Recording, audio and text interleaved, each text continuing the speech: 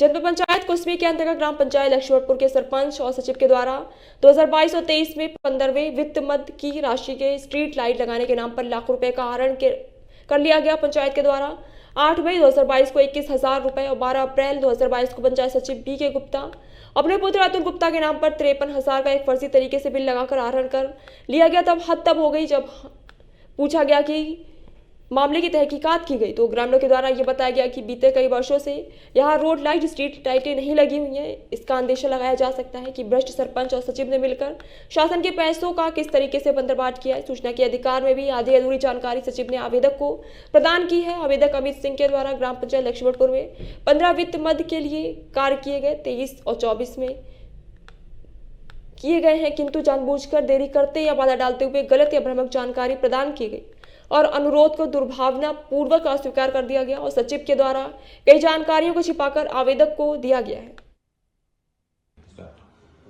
Sir, आपके जनपद पंचायत क्षेत्र में ग्राम पंचायत लक्ष्मणपुर में भारी अनियमितता देखने को मिल रही है। ग्राम पंचायत के द्वारा सर फर्जी बिल लगाकर जैसे सचिव जो है बी.के. गुप्ता वो अपने ही पुत्र अतुल गुप्ता के नाम का बिल लगाकर पैसे की राशि का आहरण कर लिया फिर स्ट्रीट लाइट के नाम पर। क्या कहना चाहेंगे सर इस संबंध में आप?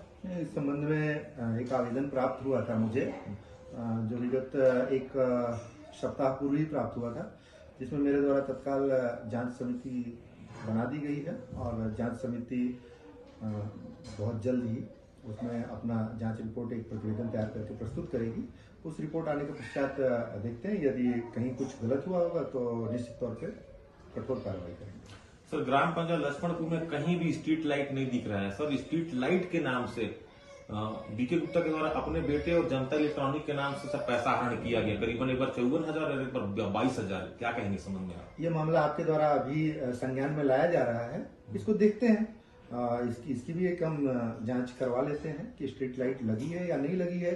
यदि नहीं लगी है और न लगने के बावजूद भी राशि का आहरण किया गया है तो ये गंभीर मामला है, इसमें भी हम कार्रवाई करेंगे। सर, पंचायत अधिनियम यह कहता है सर कि आप अपने लाभ के पद का दुरुपयोग न करें और लाभ के पद पर बने रहने के बाद अपने किसी परिवार के फर्म को शासकीय कार्य में आप सम्मिलित न करें। फिर भी सर 15 वित्त की राशि का खुलेआम पैसा उसमें 52 से 55,000 पैसा डाल दिया गया। सर, क्या कहेंगे संबंध? देखिए, मैंने आपसे बताया ना कि जो भी नियमानुसार जो भी प्रक्रिया होगी, नियमों का पूरी तरीके से पालन किया जाएगा और नियम विरुद्ध यदि कोई भी करता है वो भले ही मैं क्यों ना हूं, यदि नियम के विरुद्ध है तो कठोर कार्रवाई की जाएगी। सर, सूचना का उन्होंने कहीं भी नियम का उल्लंघन किया है, नियमों का दुरुपयोग किया है तो दंड के भागीदार होंगे। बस मैं इतना ही कर सकता हूँ। इसके अनुसार क्या उच्च अधिकारियों से करेंगे सर?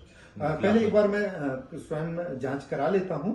यदि उसमें वो दोषी पाए जाते हैं, यदि ऐसा कोई मामला बनता है जो उच्च अधिकारियों के संज्ञान में लाना आवश्यक होगा तो निश्चित तौर पर मैं अपने उच्च अधिकारियों को भी इस मामले में सूचित करूंगा।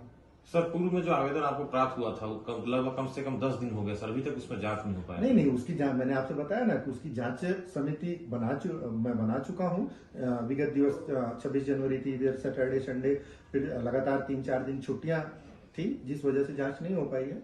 और शीघ्र ही जांच करा के और उसमें मेंशन भी है कि जल्द से जल्द जांच रिपोर्ट सबमिट करेंगे और जैसे ही जांच रिपोर्ट आ जाती है जो भी उसमें रिकमेंडेशन होगा उस हिसाब से हम नियम संगत कार्रवाई करेंगे। सर, सूचना का अधिकार अधिनियम 2005 की धारा 6 के तहत आपके कार्यालय में आवेदक के द्वारा लगाया गया था, लेकिन संबंधित ग्राम पंचायत और आधी अधूरी जानकारी दी गई। इसका फिर संबंधित आवेदक के द्वारा सर जिला पंचायत से आवेदन जानकारी निकाल कर फिर आपके सामने जांच के लिए दिया गया है। क्या कहना चाहेंगे सर इस संबंध में? तो मैं आपको पूर्व में भी बोल चुका हूं कि जो भी न्याय संगत और नियम संगत होगी, जो भी नियमानुसार कार्रवाई होगी, वो सारी नियमों को ध्यान में रखते हुए नियम के अंदर सारी विधिक कार्रवाइयां की